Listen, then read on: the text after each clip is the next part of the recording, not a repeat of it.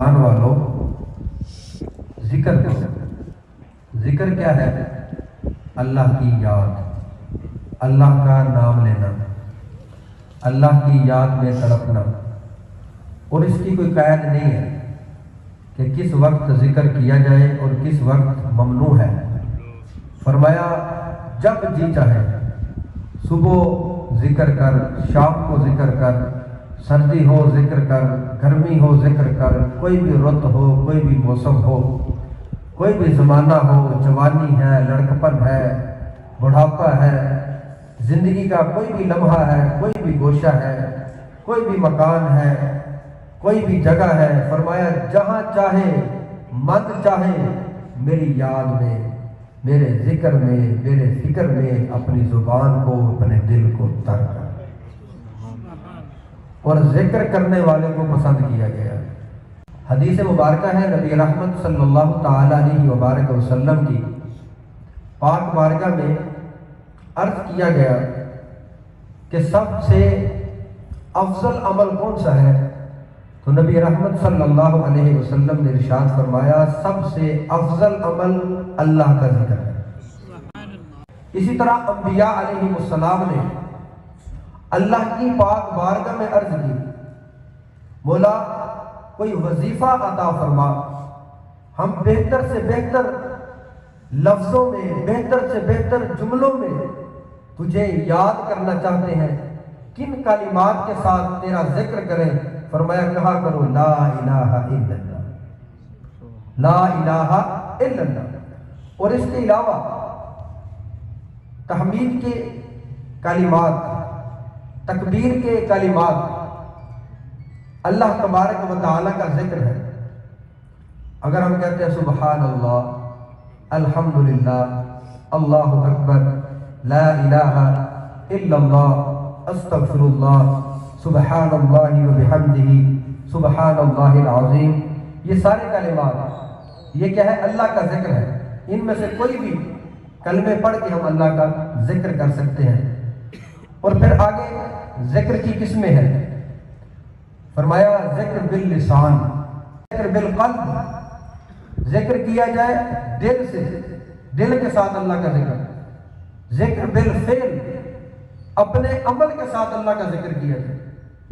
ذکر باللسان کیا ہے؟ جو میں عرض کر چکا ہوں، کوئی بھی تسبیح پڑھے، کوئی بھی کلمہ پڑھے، کوئی بھی انداز ہو، کوئی بھی طریقہ اختیار کیا جائے، چاہے وہ تنہا ذکر کیا جائے، چاہے مجلس میں کیا جائے، چاہے وہ کسی بھی محفل میں، کسی بھی مجلس میں اللہ کا ذکر کیا جائے، تو یہ ذکر کیا ہے؟ یہ ذکر باللسان ہے، زبان کے ساتھ ذکر کرنا۔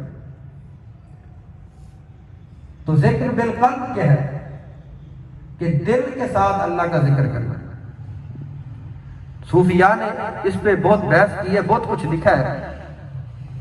وقت کی نزاکت کو ملحوظ خاطر رکھتے ہوئے میں صرف ایک بات کرنا چاہتا ہوں کہ اللہ کا جو ڈیرا ہے نا، اللہ کا جو بسیرا ہے، وہ مومن کے دل میں ہے۔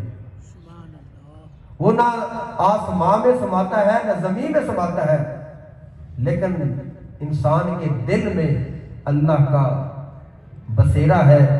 اور ہم دور ہیں، میرا رب ہم سے دور نہیں ہے۔ ایک اور مقام پہ فرمایا گیا میں تو تمہارے شہرک سے بھی زیادہ قریب ہوں۔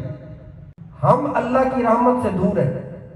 ہم اگر آج بھی قدم بڑھائیں، کوشش کریں، محنت کریں، تو رب کائنات کی رحمت دوڑ کر ہمارا استقبال کریں گے کہ رب ہمارے پاس ہے، ہمارے قریب ہے، ہمارے دل میں ہے، لیکن ہم کہیں اور ڈھونڈ رہے ہیں۔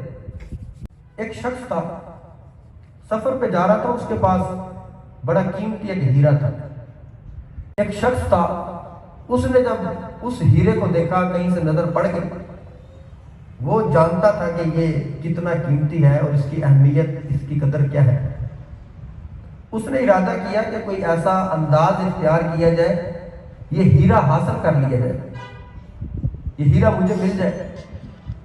اس نے سوچا کیوں نہ ہو کہ اس کے ساتھ سفر شروع کر دوں، اس کا ہم سفر بن جاؤں، پھر جہاں کہیں موقع ملے گا اس ہیرے کو میں چوری کر لوں گا، چھپا لوں گا، حاصل کر لوں گا۔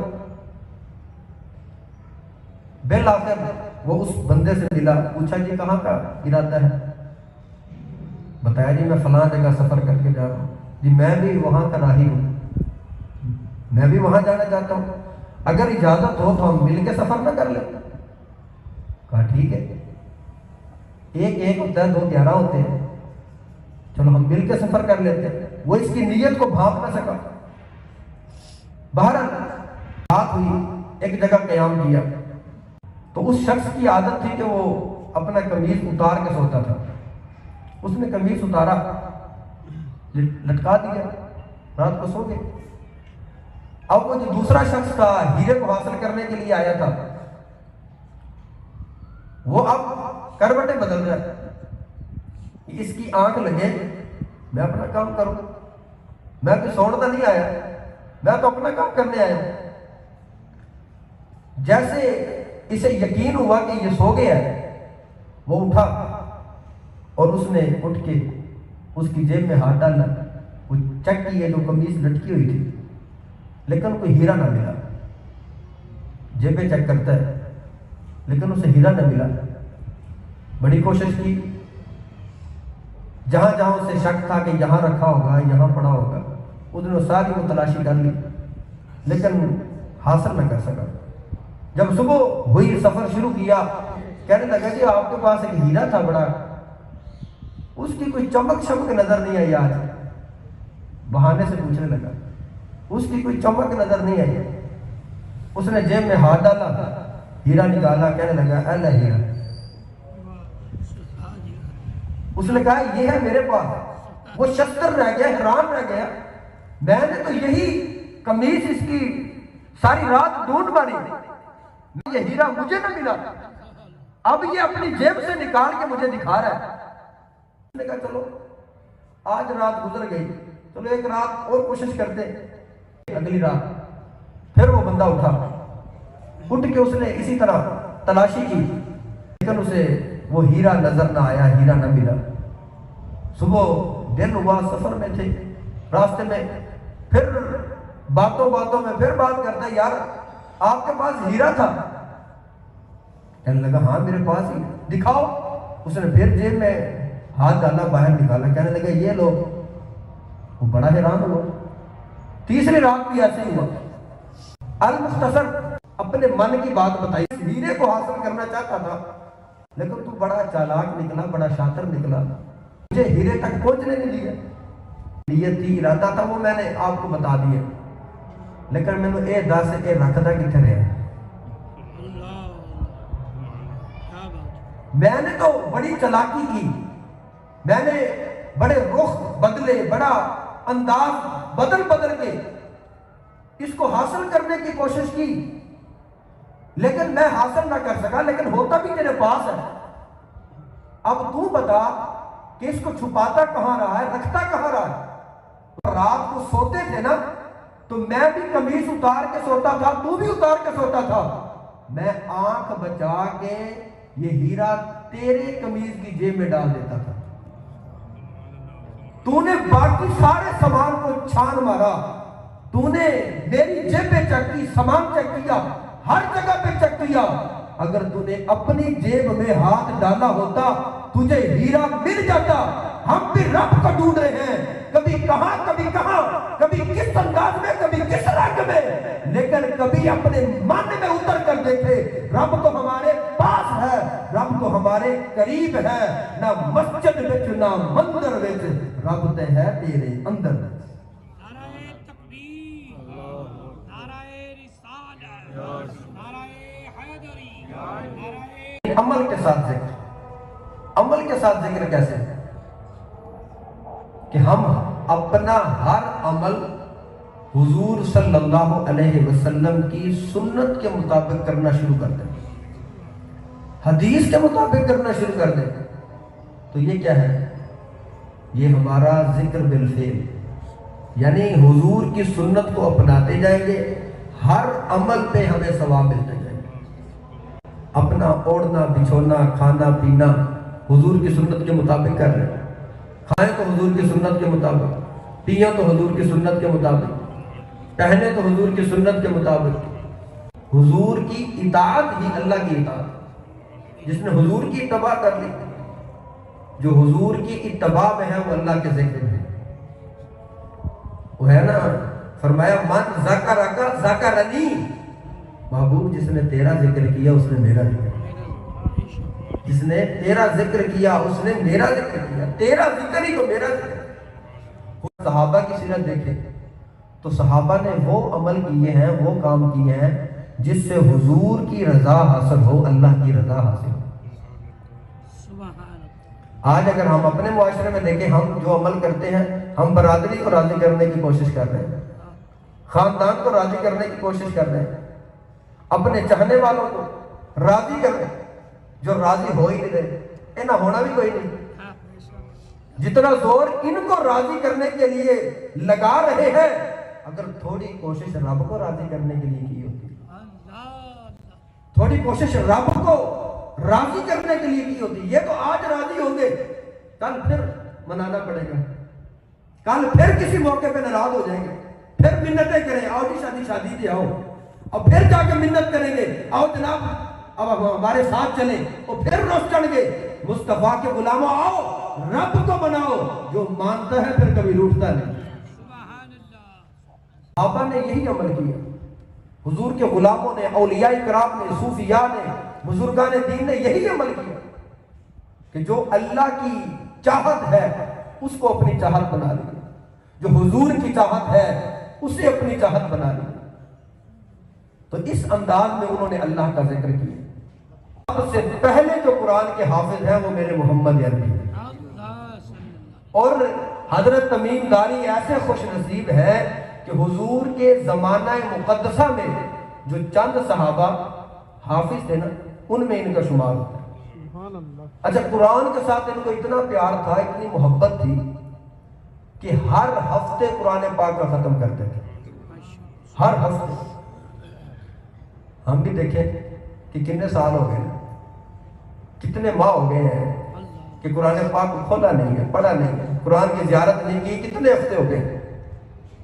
تو میں اکثر کہا کرتا ہوں کہ اگر بندہ تھوڑی روٹین بنائے، ہر روز قرآن پاک کو ایک طرف سے شروع کر لے، چاہے رکوع ہو، آیت ہو، حساب لگائیں کہ کتنے عرصے میں نے قرآن پاک کو ختم کیا۔ لیکن یہ شوق نہیں ہے، ہمارے شوق بدل گئے، سوچ بدل گئی، خیالات بدل گئے۔ حضرت تمیم داری عمل ایسا کرتے ہیں جس سے اللہ راضی ہو، عمل ایسا کرتے ہیں جس سے حضور راضی ہو۔ فلسطین سے ایک دفعہ آنے لگے حضور کی زیارت کے لیے، تو من چاہا کیوں نہ ہو حضور کے لیے کوئی تحفہ لے لیں جس سے اللہ راضی ہو، اللہ کے رسول راضی ہو۔ بازار کے اندر گئے، سارا بازار چکر لگایا، لیکن کوئی تحفہ پسند نہ آیا۔ آپ یہ جانتے ہیں کہ جب کسی عظیم شخص کے لیے، کسی محبوب کے لیے تحفہ لینا ہو تو پھر بندہ بڑا تفکر کرتا ہے، بڑا سوچ و بچار کر کے پھر محبوب کے لیے گفٹ لیتا ہے کہ ایسا گفٹ ہو محبوب کو پسند آئے، محبوب راضی ہو جائے، خوش ہو جائے۔ پورا بازار کا چکر لگا کے نا واپس آئے، اگلے دن پھر گئے، قندیل نظر آئی جس کو آپ آج کے زمانے میں فنوس کا نام دے دیں، کہ ایک فنوس پسند آ گئے، ایک قندیل پسند آئی کہ یہ لے جاتا ہوں، وہاں مسجد نبوی شریف میں اللہ کے گھر میں لگاؤں گا، جب اس کی شعائیں، اس کی روشنی سے مسجد روشن ہوگی تو اللہ کے نبی بھی راضی ہوں گے، اللہ بھی راضی ہوگی۔ اس پہ نا کئی قسم کے شیشے لگے ہوئے تھے۔ اس کا کمال یہ تھا کہ اگر ایک چراغ جلایا جاتا نا تو کئی شیشے تھے، عکس پڑتا تو ایسے ماحول منور ہو جاتا، لگتا تھا کہ پتہ نہیں کتنے دیے جلا دیے گئے۔ لائٹوں کا تو زمانہ ہی نہیں تھا۔ بہرحال حضرت تمیم داری رضی اللہ تعالیٰ عنہ وہ قندیل، وہ فانوس لیتے ہیں، سفر کرتے ہوئے جب وہاں پہنچتے ہیں حکم دیا کہ اس طرح کریں، حضور کے آنے سے پہلے نا اسے مسجد کے اندر لگا دیں، مسجد میں فٹ کر دیں۔ مسجد میں اس قندیلوں کو لگا دیا گیا، ہوا، نماز پڑھی گئی، روشن کر دیا گیا۔ مغرب کے بعد حضور کہیں گئے ہوئے تھے اتفاقاً، جب تشریف لاتے ہیں تو آقا کریم مسجد میں جیسے داخل ہوتے ہیں نا، مسجد منور ہے، مسجد روشن ہے، مسجد میں روشنی دیکھ کر حضور اتنے خوش ہوتے ہیں۔ وہ دعا ارشاد فرمائی مختلف کلمات کے ساتھ۔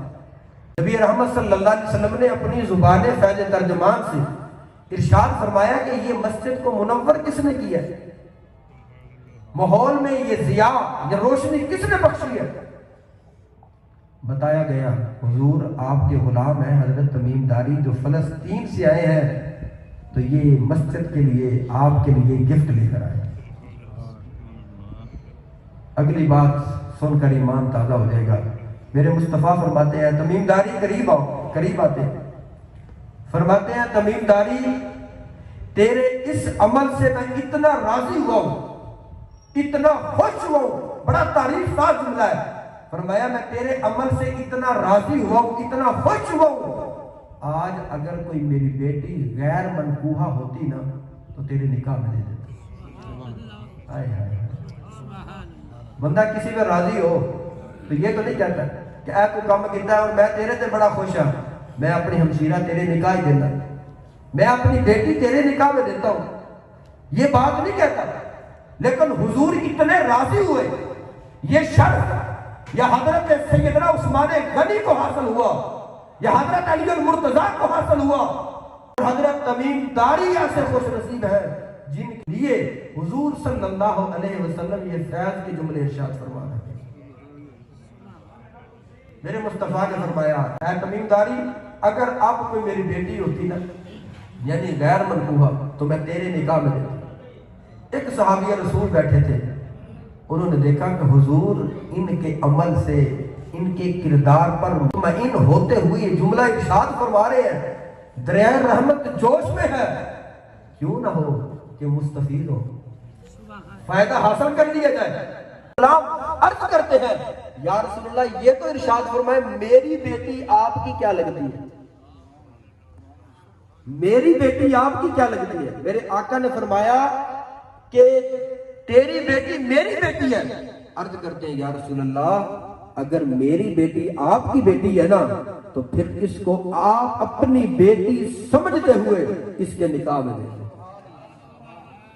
اگر میری بیٹی آپ کی بیٹی ہے تو پھر میری بیٹی کا نکاح ان کے ساتھ کر دیں۔ تو ام المغیرہ ان کی شہزادی لخت جگر نور نظر کا نام تھا، ان کے ساتھ نکاح کر دیا گیا۔ یہ ہیں وہ لوگ کہ جن کا ہر عمل اللہ کی رضا کے لیے ہے، کہ ایسا تحفہ لے کر آئے، ایسا عمل، ایسا انداز اختیار کیا کہ اللہ کے محبوب راضی ہو۔ یہ ہے ذکر بالعمل، یعنی اپنے ہر عمل کو حضور صلی اللہ علیہ وسلم کے پسندیدہ اور حضور صلی اللہ علیہ وسلم کی رضا کے مطابق کر دیا جائے، تو یہ ذکر بالعمل ہے۔ تو پتہ چلا کہ ذکر باللسان، ذکر بالقلب اور ذکر بالعمل، یہ ذکر کی 3 قسمیں ہیں۔ اس انداز میں ہم اللہ کا ذکر کر سکتے ہیں، تو جو اللہ کا ذکر کرتا ہے پھر اسے بہاریں ملتی ہیں۔ فرمایا کہ ایک کلمہ ایسا ہے کہ اللہ کو بڑا پسند ہے، بڑا پسند ہے۔ فرمایا زبان پر تو بڑا ہلکا ہے لیکن میزان پر بڑا بھاری ہے۔ پوچھا یا رسول اللہ وہ کون سا ہے؟ فرمایا سبحان اللہ و بحمدہ سبحان اللہ العظیم۔ تو آج اس پیاری محفل میں یہی درس ہے، اپنے ہر عمل میں اللہ کو یاد کریں، اللہ کا ذکر کریں۔ یہ بھی ہے ہر اچھے کام سے پہلے بسم اللہ پڑھنے کی عادت کو ڈالیں۔ جب بسم اللہ پڑھتے جائیں گے اللہ کا ذکر ہوتا جائے گا، اور جس میں اللہ کا ذکر ہو اس عمل میں برکت ہوتی ہے، وہ خیر کے ساتھ پائے تکمیل تک پہنچتا ہے۔ اللہ تبارک و تعالی ہمیں اپنے ذکر میں زندگی گزارنے کی توفیق عطا فرمائے، حضور نبی رحمت صلی اللہ علیہ وسلم کی پکی سچی محبت نصیب فرمائے۔ اور دعا گو ہوں ملک محمد عرفان جج صاحب مرحوم، اللہ تعالیٰ ان کی امانتوں کی حفاظت فرمائے، ان کی اولاد کی خیر فرمائے۔